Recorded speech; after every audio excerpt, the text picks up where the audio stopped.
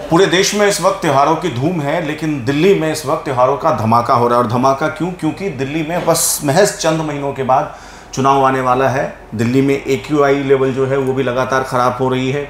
यमुना का जो स्तर है वो भी दिन ब दिन गिरते जा रहा है।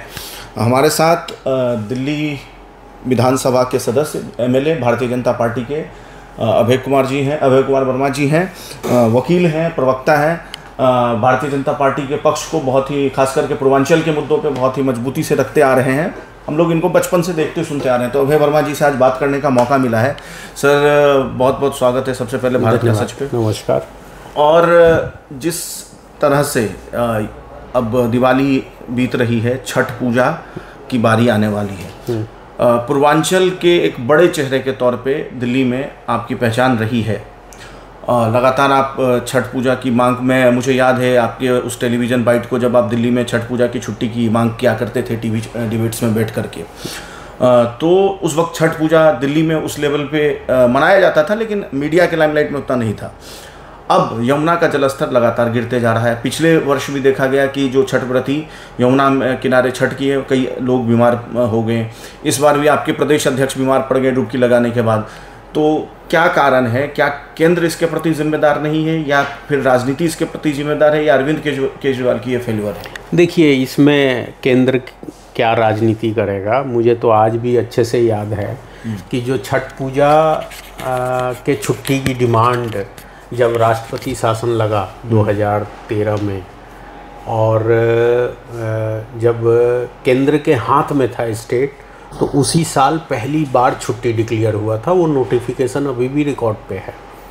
तो केंद्र तो हमेशा सजीदा रहा है कि पूर्वांचल समाज की जो आस्था से संबंधित विषय है उस पर निश्चित रूप से कुछ न कुछ निर्णय पक्ष में लेना चाहिए।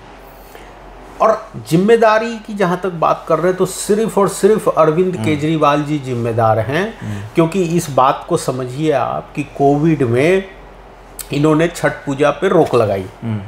कोविड का विषय समझ में आता है कि वो सांस हवा के कारण महामारी फैला हुआ था, लेकिन उसी बहाने उन्होंने छठ को यमुना जी में करने से ही मना कर दिया।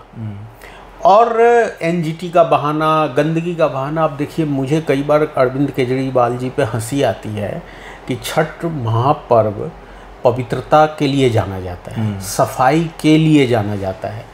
हम लोग गांव में छोटे छोटे तालाबों को साफ़ करते थे, और उस सफाई का ये असर होता था कि पूरे साल तालाब साफ़ रहता था। यानी कि दिवाली के बाद लगातार हम लोग जहाँ भी छठ पूजा होता था वहाँ सफाई के अभियान में लगते थे, और वही सफाई उस जगह का जीवनदायी बन जाता है।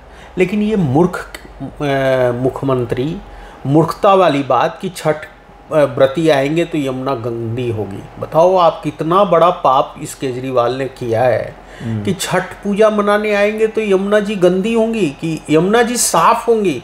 2020 में साफ नहीं हुआ तो 2021 में और गंदगी हो गई। 2021 में आपने छठ नहीं करने दिया तो 2022 में और गंदी हो गई। 22 में नहीं करने दिया, 23 में और गंदी हो गई। 24 में नहीं करने दे रहे, 25 में और गंदी हो जाएंगी। अरे भाई, तुमने यमुना जी के आस्था के साथ खिलवाड़ किया है। अगर तुम सफाई करने देते हमें, छठ पूजा के नाम पे ही सफाई होता, हम भी करते, सरकारी तंत्र भी करता, तो शायद इतना यमुना गंदी नहीं होती। तो मैं तो सीधा सीधा आरोप लगा रहा हूँ कि एक मूर्ख व्यक्ति अपनी मूर्खता के कारण पूर्वांचल समाज के आस्था के साथ खेला है। दूसरी बात, वो कहते हैं, एक सवाल जोड़ देता हूँ, वो कहते हैं कि वो तो सब कुछ करना चाहते हैं। आप LG के माध्यम से, आपकी पार्टी, और आप लोग हर काम में अरंगा लगा देते हैं। भाई साहब, एक बात समझिए, दिल्ली में पॉल्यूशन ना हो इसके लिए LG ने रोका है। दिल्ली में यमुना की सफाई हो इसके लिए LG ने रोका है। ये झूठ बोल रहे हैं। इन्होंने काम किया नहीं। क्यों वायदे किए कि मैं 2020 में डुबकी लगाऊंगा, 2020 में आपने कहा 2022 में डुबकी लगाऊंगा, 2022 में कहा आपने 2024 में डुबकी लगाऊंगा, अब कहोगे कि 2029 में लगाऊंगा। ये झुंझुना दिल्ली के लोग समझ चुके हैं। LG ने ऐसे कामों को कहीं नहीं रोका। दिखाए ना सबूत। ये सिर्फ अपने ऊपर की लायबिलिटी को ट्रांसफ़र करने के लिए, जो अच्छा काम होता है मैंने करा दिया। जो दुनिया की सबसे पॉल्यूटेड सिटी दिल्ली बन गई राजधानी। सुप्रीम कोर्ट के जज ने तो, या हाई कोर्ट के अगर मैं सही हूँ तो उन्होंने तो गैस चैम्बर तक कह दिया। तो बिल्कुल कहा है, सुप्रीम कोर्ट ने भी कहा है, हाई कोर्ट ने भी कहा है। हाई कोर्ट तो आश्चर्य व्यक्त किया कि सरकार कर क्या रही है, दोष लगाने के अलावा कुछ नहीं कर रही है। पहले ये कहते थे पंजाब से पराली आ रहा है, अब कह रहे हैं हरियाणा से पराली आ रहा है। वो पराली भी चलता है तो कहता है दिल्ली में जाके प्रदूषण फैलाना है। ऐसी ऐसी मूर्ख बातें ये लोगों को बता के। पिछले वर्ष दिवाली के आसपास का बयान है, दिवाली के बाद का केजरीवाल सरकार के मंत्री का ही, कि वो तो दिल्ली में पटाखों को बैन कर दिया उन्होंने ताकि पॉल्यूशन ना हो, लेकिन हरियाणा मतलब गुड़गांव या एनसीआर, जो हरियाणा का एनसीआर है और जो उत्तर प्रदेश का एनसीआर है, इनमें आप लोगों ने जानबूझ के, आपकी पार्टी ने पटाखे फुड़वाए ताकि दिल्ली में और पॉल्यूशन बढ़े। अच्छा, अब एक चीज़ देखो, ये कितना मूर्ख बनाने वाली बात है कि सोनीपत में, पानीपत में पटाखा फूट रहा है तो पॉल्यूशन दिल्ली में होगा। यानी कि वो पटाखा कहता है मैं फटूंगा और जाके पॉल्यूशन फैलाऊंगा कहाँ? दिल्ली में। अरे भाई, पॉल्यूशन का जो कारण है वो समझ लो। पहला कारण है गली गली टूटी हुई है, सड़कों पे धूल उड़ रहे हैं, ये कारण है। आप देखिए परसों या उससे एक दिन पहले अखबार में आया था कि पॉल्यूशन के कारण क्या, 39% कारण धूल उड़ना है। और धूल सिर्फ इसलिए उड़ रहा है कि केजरीवाल सरकार ने डेवलपमेंट के काम नहीं किए हैं। गलियां टूटी हुई है, सड़कें फूटे हुए हैं, नालियां भरी हुई है, एक कारण है। दूसरा जो उससे भी महत्वपूर्ण है, आपने दिल्ली में इतनी सारी गाड़ियां आ गई, उन गाड़ियों की व्यवस्था कि कम से कम गाड़ियां आए तो इलेक्ट्रिक व्हीकल आए, उसके लिए आपने क्या किया? आप कह दोगे अभी देश भर में सबसे ज़्यादा इलेक्ट्रिक व्हीकल दिल्ली में, नहीं, आपने परमानेंट सॉल्यूशन नहीं निकाला। उसके बाद आप तीसरा और भी महत्वपूर्ण, यमुना जी के सफाई के लिए भारत सरकार ने जो फंड दिए, उस फंड का आपने यूटिलाइजेशन क्यों नहीं किया? देखिए, कई चीजों का जवाब। सिसोदिया बोल रहे कि अरविंद केजरीवाल कर रहे थे, हाँ। उनको आप लोगों ने जेल में डाल दिया। अरे अभी एक टीवी इंटरव्यू में उन्होंने कहा, ये समस्या, पॉल्यूशन की समस्या, यमुना के गंदगी की समस्या 2020 में थोड़े जेल में थे, 21 में थोड़े जेल में थे, 22 में थोड़े थे, 23 में थोड़े थे, वो तो 24 में जेल में गए हैं। तो 20, 21, 22, 23 का कौन देगा हिसाब? ये दिल्ली के लोगों को बेवकूफ समझ रहे हैं। अरे जेल गए तुम्हारे 6 महीना हुआ और तुमने 2015 में कहा था कि मैं यमुना में डुबकी लगाऊंगा, और हमारे अध्यक्ष जी ने डुबकी लगाया तो परिणाम देखो कि यमुना का कितना बुरा हाल है। ये लोगों को मार देंगे। ये क्या है, केवल लाइट ऑन ऑफ, उससे कुछ नहीं होता है। साइंस बता रहा है लाइट ऑन ऑफ से कुछ नहीं होगा। गाड़ी बंद कर लो, लाइट ऑन तो गाड़ी स्टार्ट, लाइट रेड तो गाड़ी ऑफ। ये सब ढकोसलेबाजी है। मेरा सिंपल ये कहना है कि आज दिल्ली में गलियों का निर्माण पर्याप्त लेवल पे हुआ होता तो निश्चित रूप से पॉल्यूशन नहीं होता। दूसरा, इन्होंने एक बड़ा काम किया है, आप जाके सड़कों पे देखिए, इन्होंने जगह जगह कूड़ा घर समाप्त करने के लिए मोदी जी ने पैसा दिया कि स्वच्छ भारत अभियान के तहत कॉम्पैक्टर लगाओ, कूड़ा दिखना नहीं चाहिए। बहुत अच्छा प्रयास था। मैंने अपने विधानसभा में, मेरे 6 ढलाव घर थे, 6 ढलाव घर में कॉम्पैक्टर लगवा दिया। इन्होंने क्या किया, ये सत्ता में आते हर मोड़ पे नाव रख दिए हैं और कूड़ा उसमें पड़ा हुआ है, वो हवा में उड़ रहा है। पॉल्यूशन का वो कारण है। एमसीडी काम नहीं कर रही, नालियों की सफाई नहीं कर रही, सड़कों की सफाई नहीं कर रही, वो धूल उड़ रहे हैं, वो पॉल्यूशन फैला रहे हैं। और ये पटाखे पे जा रहे हैं, पराली पे जा रहे हैं। और मैं तो उस पराली को ढूंढ रहा हूँ, उस पटाखे को ढूंढ रहा हूँ जो फटता वहाँ है और कहता है पॉल्यूशन फैलाऊंगा दिल्ली में, मैं उसको ढूंढ रहा हूँ। एक अंतिम सवाल पूछ लेता हूँ।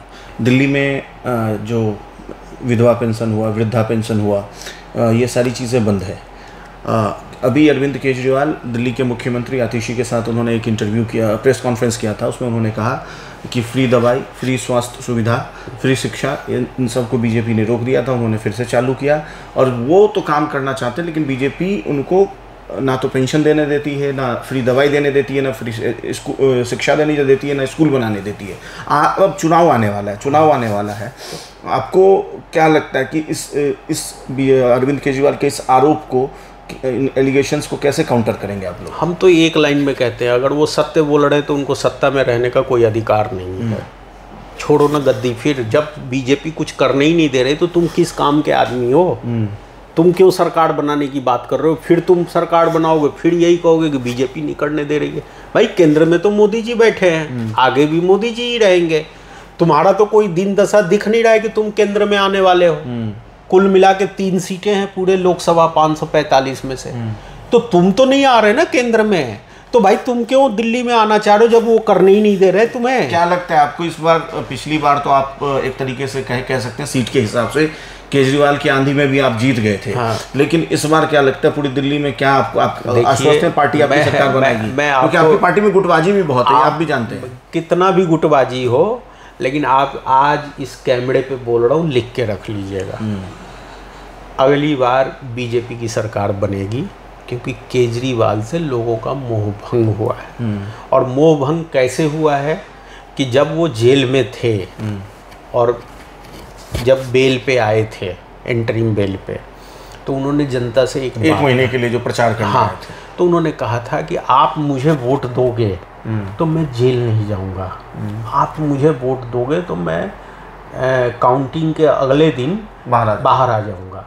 जनता ने कहा ना, तूने किया है भ्रष्टाचार, तूने दिल्ली के लोगों के जेब पे डांका डाला है, इसलिए तेरे को अंदर ही रहना होगा। जनता ने उनके खिलाफ वोट किया, मैंडेट उनके खिलाफ किया, जबकि वो कांग्रेस से मिलके लड़ रहे थे। आप कह सकते हो कि पिछले 2 चुनाव में भी लोकसभा नहीं, पिछले 2 चुनाव में कांग्रेस अलग लड़ी थी, आम आदमी अलग। इस बार वो दोनों मिलके लड़ रहे थे और उन्होंने एक मैंडेट मांगा था। क्या था उनका नारा? जेल का जवाब वोट से। तो लोगों ने कहा कि हाँ, जेल का जवाब वोट से, कि तू जेल में ही रहेगा। तो मैंडेट लोगों ने दे रखा है। भाजपा का गुटबाजी या भाजपा जीत रही है नहीं जीत रही, दिल्ली की जनता इस बार अपना सरकार बनाएगी और वो सरकार बनेगी भारतीय जनता पार्टी। चलिए, हमसे बात करने के लिए बहुत बहुत धन्यवाद।